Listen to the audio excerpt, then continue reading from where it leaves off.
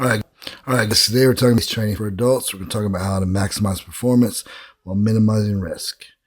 What's a VBT? VBT is defined as instead of programming loads based on solely on percentages, you program and adjust loads based on the velocity of the barbell or the body. Problems with percentage-based programs, we all know them, ignores daily fluctuations in readiness, doesn't reflect the true intensity on any given day, can lead to overreaching or sometimes undertraining, mostly overreaching for adults. Doesn't take into consideration the SAID principle because we want to make sure we're getting specific adaptations, hence specific applied. Specific adaptations to impose demands.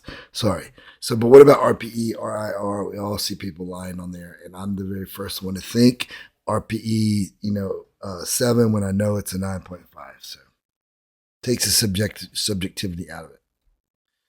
What about Dr. Mann? Boy, those guys really did the most work on it and really laid it out for us in an easy to understand way. VBT makes it easy to be specific. What's your goal? Is it explosive force, max power, strength, hypertrophy, daily readiness, fatigue management? That's easy to monitor with warm-up sets versus work sets with RPE, RIR. So meaning like what we do is we know the velocities at certain loads. So let's say that every day on squat you do 135, 225, 275.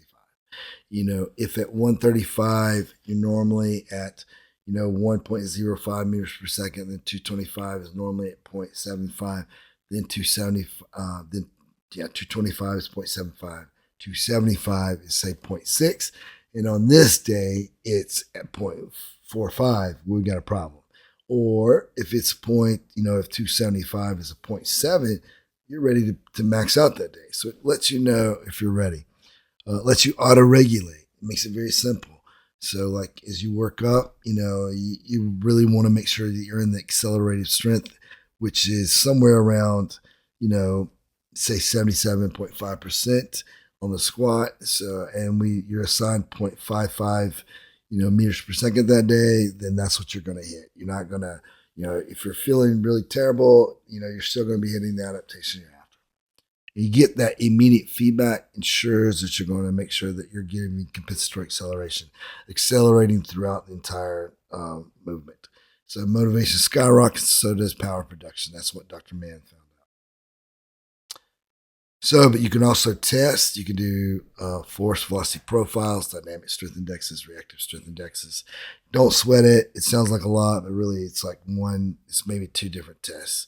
So responding to data, protocols that are easy to understand and implement. It's easy to maintain. Best part's easy to monitor results. You don't instead of waiting until the end of 12 weeks. Dynamic strength index is this. You do your squat, you do your counter movement jump, things that are very similar. And, you want to make sure that you're having that eccentric, the contraction type. You want to be very similar in contraction type. So see, you want a squat and deadlift with a sprint, plyos, or both. So you get your maximum peak force production in your squat, peak force production in your jump, and you divide the peak force of your squat by the peak force of your jump, and it's going to give you a ratio somewhere. If you're 0.6 to 0.8, that's perfect. I doubt a lot of you are going to be like gorillas because we're strong still as we get older, but we're slowing down. So that just tells me we need to do more explosive work or work towards more explosive work. If you're really high, it means you're fast but not very strong. But I doubt most of you are going to be that. So then you can do that at the same time you're doing a load velocity profile, meaning you're going to do a squat or whatever movements you intend on doing, say a squat. You hit 40%, which should be at 1.17, but you do 40% for 3 to 4 reps, 50, 60, 70, 80, 85, maybe 87, stopping at around 0.42, maybe even higher, 0.44. It's fine. And so now you can predict your 1RM with that because we're going to learn about minimum velocity thresholds. All that means is this. We know at what point certain movements miss, like 0.3 in the squat, 0.18 in the bench, 0.19 strict press. So once we have 4 or 5 data points, it makes it easy for us to predict 1RMs. And like if you have GymAware, which hopefully you do, then the cloud does it for you. Even the Flex unit has a protocol for predicting 1RMs, and that's free. So you only have to ever max out again unless you want to. But the thing is that, when you first start, I don't recommend maxing out someone who hasn't been training. So, but you can guesstimate the 1RM, and you can see if it's getting better as we go, because you're going to get, as you warm up, you're going to get enough data points to predict 1RMs. Same thing, you're going to have your force velocity profile / low velocity. So now you know at what velocity 40% should be, 50%, 60%. So if one day you're warming up and that velocity is not what it should be, if it's more than 10% slower than normal, I recommend going home. If it's 5 to 10% slower than normal, just cut things in half. If it's 0 to 5, that's typical training, no big deal. But you can ensure that you're going to auto-regulate because you're still going to hit the velocity zone that's been prescribed and not worrying about the percentages. So we're good.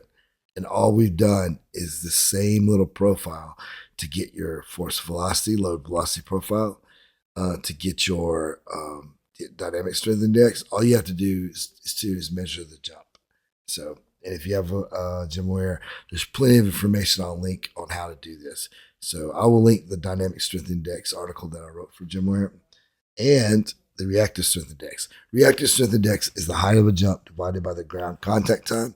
So I recommend doing RSI tests with a 12-inch drop jump, telling the athlete to land with a very stiff joints, because you're looking at seeing how good those tendons and everything that resists eccentric stretches. So if you get a really high RSI score, that means the tendon quality, the joint strength is there. If not, then you need to do some good work before you start having your athletes jump, go out and play basketball, for heaven's sakes, before they're doing plyometrics. But a 12-inch drop jump is safe to do.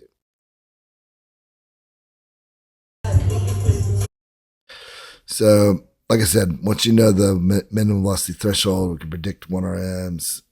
We can understand also, as you're doing that low velocity profile, you can predict, or you can establish where peak power is being expressed the most. Hopefully it's around 60%. If it's not, that's the goal, is to work towards expressing peak power around 0.83 in the squat. So anyway, I already kind of told you this. Step 1, to your low velocity profile. I've got the sheet for you. If you email me, travis@riseindoorsports.com, I'll send you this very sheet. Then you can set your daily readiness velocities. You can set your auto regulation protocols. You got your DSI score. As long as you do the same thing, you got to do a max vertical jump.